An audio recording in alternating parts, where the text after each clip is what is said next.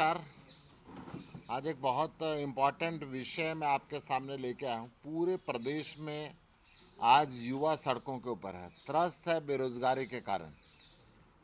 पूरे प्रदेश में आज हर घर के अंदर युवा डिप्रेशन का शिकार हो रहा है, नशे का शिकार हो रहा है, परंतु सरकार की कान पे जूं तक नहीं रेंग रही। कैसे इस बेरोजगारी की समस्या का हल निकलेगा? स्थिति इतनी भयावह बनी हुई है कि हर घर के अंदर अब माँ बाप भी परेशान है।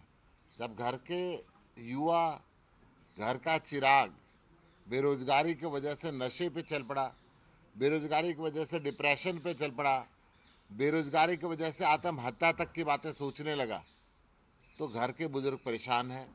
कई जगह अब युवक देश और प्रदेश में रोजगार ना मिलने की वजह से अपनी जमीन बेच के अवैध तरीके से विदेश का रास्ता पकड़ रहा है।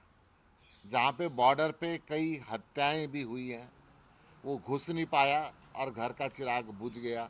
ये स्थिति हरियाणा के अंदर है। हरियाणा के अंदर 2 लाख से ज़्यादा स्वीकृत पद खाली हैं, जिन पे हरियाणा सरकार कोई ध्यान नहीं दे रही। 71,000 पद केवल शिक्षा विभाग में है, पुलिस विभाग में है 21,000 से ऊपर, परिवहन विभाग में है लगभग 10,000, पशुपालन विभाग में लगभग 6,000, सार्वजनिक स्वास्थ्य इंजीनियरिंग में है लगभग 5,000, अग्निशमन में है लगभग 3,25,000, चिकित्सा शिक्षा अनुसंधान में है लगभग 3,000। सरकार इन पदों को नहीं भरती। सरकार आज अगर ईमानदारी से इन पदों को भरे तो हरियाणा की कुछ समस्या हल हो सकती है, परंतु खट्टर सरकार का कोई इस तरफ ध्यान नहीं है। केवल भ्रष्टाचार के अंदर डूबी हुई है। पेपर होते भी हैं तो नकारा जो कमीशन है, Haryana public service commission, paper leak करा देता है। पेपरों की गलती के कारण कोर्ट में चला जाता है, भर्ती अटक जाती है, युवक फिर ओवरेज हो जाता है।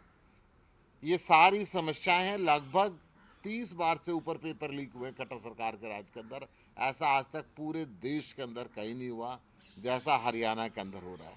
एक एक चपरासी की पोस्ट एक ही निकलती है, लोग 4-4.5 हज़ार लोग उस पर अप्लाई करते हैं। पीएचडी एमबीए के लोग चपरासी की लाइन के अंदर खड़े हुए हैं। और इस बेरोजगारी के कारण हरियाणा में 2021-22 के अंदर 3783 लोगों ने, युवाओं ने आत्महत्या की है, जो 2021 के मुकाबले में 2.5% अधिक है। और आत्महत्या का सबसे बड़ा कारण केवल और केवल बेरोजगारी। बेरोजगारी की वजह से नशा बढ़ रहा है और नशे में जाने के बाद डिप्रेशन में जा रहा है, डिप्रेशन के बाद वो आत्महत्या तक की बातों पे जा रहा है। आज पूरे प्रदेश के अंदर जब सरकार नौकरियां नहीं दे पा रही है तो 10,000 पढ़े लिखे युवाओं को मजदूर बना के सरकार इजराइल भेज रही है। उस युद्धग्रस्त क्षेत्र के अंदर भेज रही है जहां से सारी दुनिया के लोग अपने नागरिकों को निकाल रहे हैं। परंतु हरियाणा के मुख्यमंत्री हरियाणा के चिरागों को, पढ़े लिखे युवाओं को मजदूर बना के उस युद्धग्रस्त क्षेत्र के अंदर भेज रही है। ये बहुत ही शर्म की बात है। आम आदमी पार्टी इस प्रदेश के युवाओं के साथ खड़ी है। इस प्रदेश के युवाओं के समर्थन के अंदर 24 घंटे तैयार है। 7 तारीख को, इसी 7 फरवरी को हमने करनाल के अंदर मुख्यमंत्री के आवास का घेराव हरियाणा के युवाओं के साथ करेंगे और एक प्रदेश स्तरीय ये प्रदर्शन होगा। हाँ, क्योंकि हरियाणा का युवक इस निकम्मी सरकार को जड़ से उखाड़ कर फेंकने के लिए तैयार है। उन युवकों के साथ आम आदमी पार्टी के सभी प्रदेश स्तर के पदाधिकारी और पूरे प्रदेश से युवक आकर मुख्यमंत्री के आवास का घेराव करेंगे और रोजगार देने की मांग करेंगे। मेरे साथ में हमारे प्रदेश के उपाध्यक्ष बीके कौशिक जी हैं, संगठन मंत्री आदर्शपाल जी हैं, हमारे जींद के जिला अध्यक्ष ढांडा जी हैं। कुछ आप बोलना चाहेंगे? सर, मैं तो केवल इतना कहना चाहूँगा कि 2019 के अंदर जब सरकार बनी तो भाजपा की केवल 40 सीटें आई थी और जजपा के साथ एक अनैतिक गठबंधन करके सरकार बनाई गई। तो जजपा ने एक बात कही थी कि जो हरियाणा में जो लोग लगेंगे वो 75% जो हैं हरियाणा के होंगे। आश्चर्यजनक बात यह है, गौरतलब कि आज हरियाणा के अंदर डोमिसाइल देने की ज़रूरत नहीं है। आप सबको ज्ञात होगा कि डोमिसाइल के स्थान पर एफिडेविट कर दिया, सिंपल एफिडेविट दो और हरियाणा का नागरिक बन सकता है। तो इससे क्या है कि बाहर के लोग, पीछे सर ने बताया था एक प्रेस कॉन्फ्रेंस में कि जो लगते हैं वो बाहर के लोग ज़्यादा लगते हैं, हरियाणा के कम लगते हैं। तो इनका जो नारा था वो 75% हरियाणा के लोग लगेंगे, वो भी झूठा था, एक जुमलेबाजी थी। और कहीं ना कहीं मैं तो ये भी कहना चाहूँगा कि जब सरकार बनी 2 लाख प्रति वर्ष रोजगार देंगे, वो कहाँ है? आज 25 लाख जो युवा हैं सड़कों पे है, सर ने बताया, और उनमें से 18 लाख समथिंग जो हैं वो बिफोर ग्रेजुएट हैं, और ग्रेजुएट और पोस्ट ग्रेजुएट लगभग 6 लाख समथिंग हैं। तो इसका अर्थ ये है कि हर तीसरा युवा जो है बेरोजगार है, और बेरोजगारी के आलम में पूरे क्षेत्र के अंदर त्राहिमाम है। आदर्श पाल जी, मैं आपका ध्यान आकर्षित करने के लिए, कौशल विकास के नाम से एक निगम बनाया गया। मैं पूछना चाहता हूँ 18,000 रुपये में क्या एक परिवार चला सकता है कोई? स्थायी नौकरी ना दे के कौशल विकास के नाम पे युवाओं को ठगा जा रहा है चारों तरफ, और इतना बुरा हाल है उस कौशल विकास का। परसों एक पीएन की नौकरी के लिए 9300 रिजल्ट आया, 9300 बच्चे उसके अंदर लगाए गए। उसके अंदर जीता जागता उदाहरण है, अगर आप कहोगे तो मैं उसकी आपकी कॉपी भी प्रोवाइड कर दूंगा। अभी एक ही डिस्ट्रिक्ट से 5000 बच्चों की नियुक्ति है 9300 में से। हिसार डिस्ट्रिक्ट है, साथ में लगता फतेहाबाद है, बाकी पूरा हरियाणा लगभग 20% में 80% बच्चे एक ही डिस्ट्रिक्ट से लगाए। क्या उसका क्राइटेरिया है, हम पूछना चाहते हैं उसके लिए। तो चारों तरफ ये बेरोजगारी का आलम है। अगर सरकार थोड़ी बहुत नौकरी देती है तो कौशल रोजगार निगम के माध्यम से, ताकि सरकार को पूरी तनख्वाह ना देनी पड़े।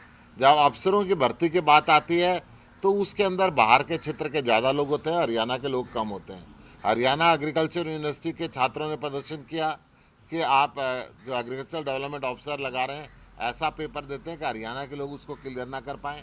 पेपर लीक होता है, पेपर बार बार लोग इससे परेशान हैं। इस सब को लेके 7 फरवरी को जो राज्य स्तरीय हमारा प्रदर्शन होगा, हमारी पार्टी के सभी युवा साथी प्रदेश के युवकों के साथ मिलकर मनोहर लाल खट्टर जी के आवास का घेराव करनाल में करें।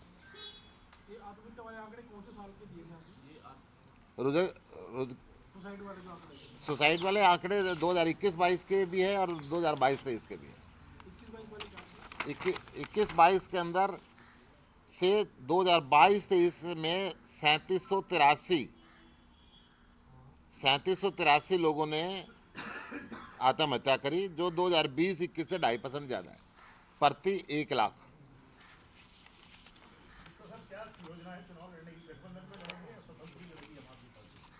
आम आदमी पार्टी हरियाणा इकाई 90 के 90 विधानसभा सीटों पे अकेले अपना चुनाव लड़ेगी। जहाँ तक लोकसभा का है, वो गठबंधन की बातचीत इंडिया टीम से हमारी चल रही है। उसका फैसला राष्ट्रीय नेतृत्व करेगा कि अकेले लड़ेंगे या गठबंधन पे लड़ेंगे। भूपेंद्र सिंह हुड्डा कह रहे हैं कि हम सक्षम हैं सभी सीटों पर लड़ने के लिए, और यहाँ कोई गठबंधन की जरूरत पूरे देश में ऐसी कोई पार्टी नहीं है जो ये ना कहती हो हम सक्षम नहीं है, परंतु फैसला शायद भूपेंद्र सिंह जी के हाथ में नहीं है।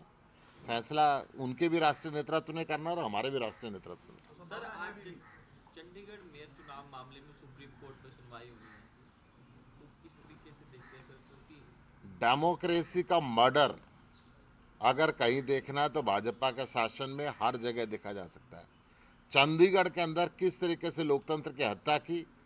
एक जो पीठासीन अधिकारी इन्होंने अपनी पार्टी का कार्यकर्ता बनाया, सबसे पहले उसने देखा कि बीजेपी हार रही है तो खुद को बीमार बना लिया। जब हाई कोर्ट ने कहा कि चुनाव की तारीख है, चुनाव पे आप इस तारीख पे चुनाव करना पड़ेगा, तो अपने पेन से ही निशान लगा के आम आदमी पार्टी की 8 वोटों को रिजेक्ट कर दिया। और सौभाग्य से वो कैमरा बंद होने से बच गया और वो सारी चीज़ें कैमरे में रिकॉर्ड हुई, पूरे देश ने उसको देखा है। आम आदमी पार्टी उसके लिए सुप्रीम कोर्ट गई है और सुप्रीम कोर्ट से हमें पूरा उम्मीद है कि वहाँ से न्याय मिलेगा। तो अशोक तंवर जी की जाने के बाद पार्टी को कितना नुकसान हुआ? कोई फर्क नहीं पड़ता। अभी जींद के अंदर रैली हुई थी, लाखों लोग आए थे। चंद लोग अशोक तंवर जी के साथ होते हैं, वो जहाँ जाते हैं वो साथ ही जाते हैं। 10-20 लोग हैं ऐसे। ये दिल्ली में सर जो प्रोटेस्ट करना चाह रहे थे आपको नजरबंद कर लिया गया था आपकी आवाज पर, अब अगली क्या रणनीति रहेगी इस प्रोग्राम में? ये चंडीगढ़ मेयर के चुनाव में धांधली, जो लोकतंत्र का मर्डर हुआ था, उसके खिलाफ बीजेपी हेडक्वार्टर को घेरने का हमने नोटिस दिया था, परंतु भारतीय जनता पार्टी की पुलिस ने दिल्ली के अंदर भी और हरियाणा के अंदर भी आम आदमी पार्टी के कार्यकर्ताओं को घर के अंदर नज़रबंद कर दिया था। जब मैंने कहा कि मैं नहीं रुकूंगा तो मुझे भी ज़बरदस्ती उठा के पुलिस स्टेशन लेके गए थे। कोई कानून हिंदुस्तान के अंदर शांतिपूर्ण प्रदर्शन को नहीं रोकता। हम शांतिपूर्ण प्रदर्शन के लिए जा रहे थे, परंतु घरों में इस तरीके से नज़रबंद कर देना। खट्टर साहब भी जब जब हरियाणा में किसी ज़िले में जाते तो आम आदमी पार्टी के कार्यकर्ताओं को कोई सवाल ना पूछ ले, कोई क्वेश्चन ना करे, वहाँ पे नज़रबंद करा देते। Thank you sir, thank you very much.